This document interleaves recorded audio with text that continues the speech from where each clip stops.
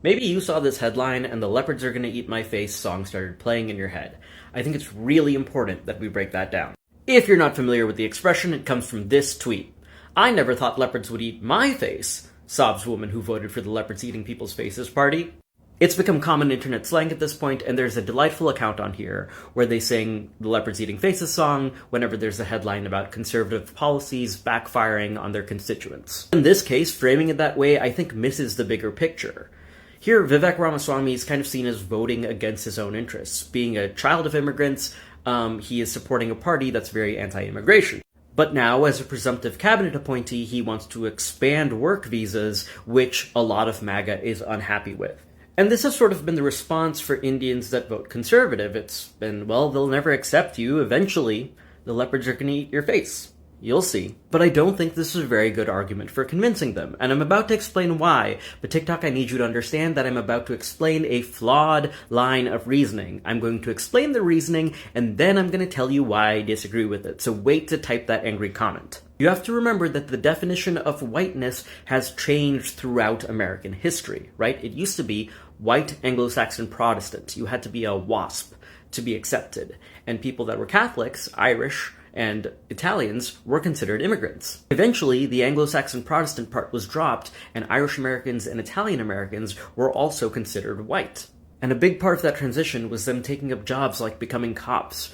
By being complicit in the systems of oppression that created the class divide, they were able to gain acceptance into the oppressor class. And the whole while, racists were fighting it the whole way. The Klan, famously anti-Catholic, but eventually they lost. They lost favor because white people said, no, we're actually fine with Catholics. Eventually, we had a Catholic president.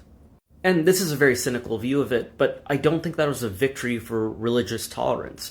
I think that was white Protestants saying, hey, we do not have the numbers to maintain this class division that we've enjoyed for so long. We need to accept the Catholics into our group if we're going to continue using black and brown people for labor. In a way, that's kind of a victory for tolerance because they chose to accept Catholics even though they knew it would alienate the most racist people. And so knowing this history, let's talk about present-day Indian Americans. And when I say Indian Americans, I'm mainly talking about the wave of Indian immigration that started in the 90s and has continued to present day. I don't mean to say that anybody that came before that isn't Indian or whatever, that's not what I'm saying. It's just that I'm about to talk about certain socioeconomic trends that are only relevant to this recent wave of immigration. Because immigrating to America is very difficult. You have to get a visa, which the most common types are work visas or education visas, which means you have to find an American job or get accepted into an American university, which is very hard to do. On top of that, you have to spend about $2,000 on a plane ticket. And when you live in a country where you can easily feed yourself for less than $1 a day, that's a lot of money. So Indian Americans tend to be outliers when you measure things like median household income or how many there are in the top 1%. Indian Americans only make up like 2 or 3% of the population. It's not an important demographic to pander to get votes, but it is an important demographic to get funding. So if you're on the left, you might see somebody like Vivek Ramaswamy or Bobby Jindal and say, how can you possibly be supporting the Republican Party? Like, look around you, it's all white people. Not only is it all white people, it's Klan members and white supremacists.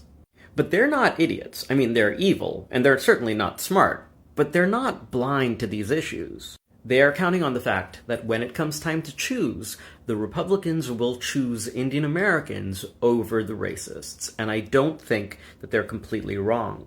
And throughout the election cycle, Trump was playing both fields, right? Trump wants the votes of the white supremacists, and he wants the votes of Indian Americans. If he embraces either side too much, then he loses the other. And it kind of worked. I mean, a majority of Indian Americans did not vote for Trump, but not a large majority. There's a version of this where that 30 to 40% that voted for Trump aren't necessarily voting against their own race. They're voting for increased social mobility and access to wealth for Indian Americans at the expense of other minorities. And of course, the shared Islamophobia that's all too prevalent in Indian American communities plays a big part in that. While racism is a problem for Indian Americans, that is not exclusively coming from white people.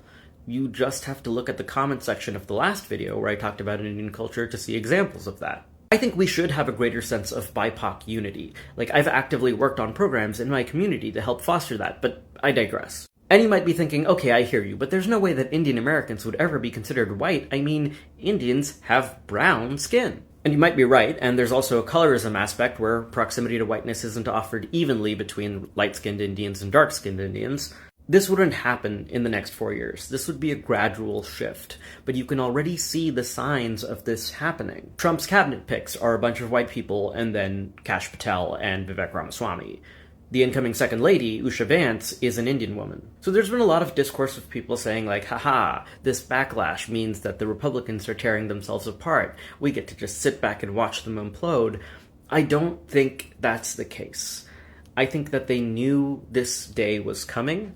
They would eventually have to choose whether to let Indian Americans have a bigger piece of the pie, knowing that it would upset the white supremacists. And it seems to me that Republicans are choosing Indian Americans. And I take no pleasure in this, right? This is the bad outcome, even though it may help Indian Americans.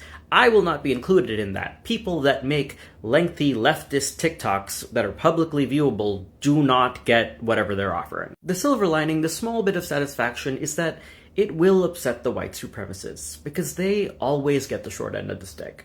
Remember that most Republicans aren't overtly racist, right? They will support policies that uphold systemic racism, but they're not going to outright say racist stuff. And they think nominally racism is bad. So when you have people like the Klan or neo-Nazis that are openly saying this stuff, that is a liability for the Republican Party.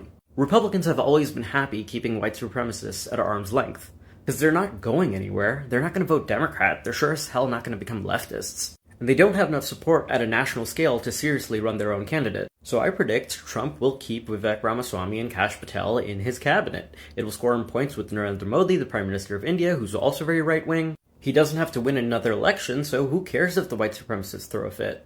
That is what Vivek Ramaswamy and the Indian Americans that support him are banking on. When you tell those people, who are facing a lot of racism already, when you tell them, hey, the leopards might eat your face, they're thinking, the leopards have been trying to go for my face this whole time. No, this is the one way I gain enough power to stop those leopards once and for all. And I might be wrong, right? The white supremacists also have a lot of institutional power and generational wealth that they can leverage to move the Republican Party in the way that they want. And this battle over the nature of the Republican Party will probably continue for many years. The battle between white supremacists and Indian American conservatives, including probably some other minority groups that I'm not as familiar with. When we're trying to reach out to Indian Americans, our messaging cannot be, well, eventually they'll turn on you, because that may not be true. I think we get sucked into talking about racism when we should be talking about how to eliminate or at least reduce the class divide, rather than figuring out how to position ourselves favorably within it. This is a conversation that I know Indian Americans are already having, but we need to continue to do so, and I think very soon it's going to be brought into the public view. Now, if your response to watching this lengthy, nuanced video is to leave a comment making a blanket statement about all Indian people, don't! If your response is to blame another minority for these problems, don't do that! If the comments get too hairy, I might take this video down. I don't know yet. But if you're still here, maybe leave something nice in the comments. Thank you for watching this long video.